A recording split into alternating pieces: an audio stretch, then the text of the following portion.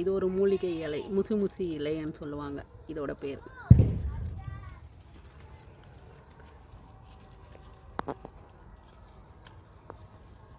Friends, பறிச்சிட்டு வந்தாச்சு. இப்போ நான் இதை அலசி ரெடியாக வச்சுருக்கேன்.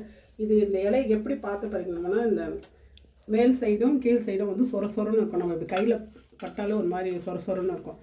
பார்த்து பறிங்க, தவறான இலையை பறிச்சிடாதீங்க. இப்போ இதை நம்ம மிக்ஸி ஜாரில் போட்டு அரைச்சி எடுத்துக்கணும். இந்த மாதிரி அரைச்சி எடுத்துக்கணும். நம்ம இதை அரைச்சிட்டு ஒரு 4 தோசை வர அளவுக்கு தான் மாவு எடுத்துருக்கேன் நான். அதில் நம்ம இதை கலந்துக்கலாம். பார்க்கவே எவ்வளோ அழகாக கலர்ஃபுல்லாக இருக்குது பாருங்கள்.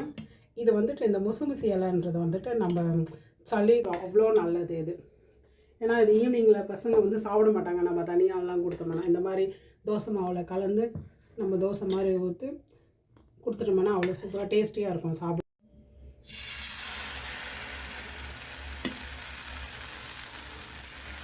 இந்த இலை தெரியாதவங்க ட்ரை பண்ணிடாதீங்க. வேறு ஏதாச்சும் இலையை எடுத்து போட்டு ட்ரை பண்ணிடாதீங்க. இது வந்து இந்த முள்வேலி எல்லாம் இருக்கும் பார்த்தீங்களா, அந்த இடத்துல தான் இருக்கும். அது சொரன்னு இருக்கும். அதோட கொடியும் சரி இலையும் சரி முள்ளாக இருக்கும். அது பார்த்து பறித்து செய்யுங்க கேர்ஃபுல்லாக. இப்போ இதை சுற்றி நீங்கள் நெய் வேணுன்றவங்க நெய் யூஸ் பண்ணிக்கலாம், இல்லை சாதாரணமாக எண்ணெய் யூஸ் பண்ணதாலும் யூஸ் பண்ணிக்கலாம்.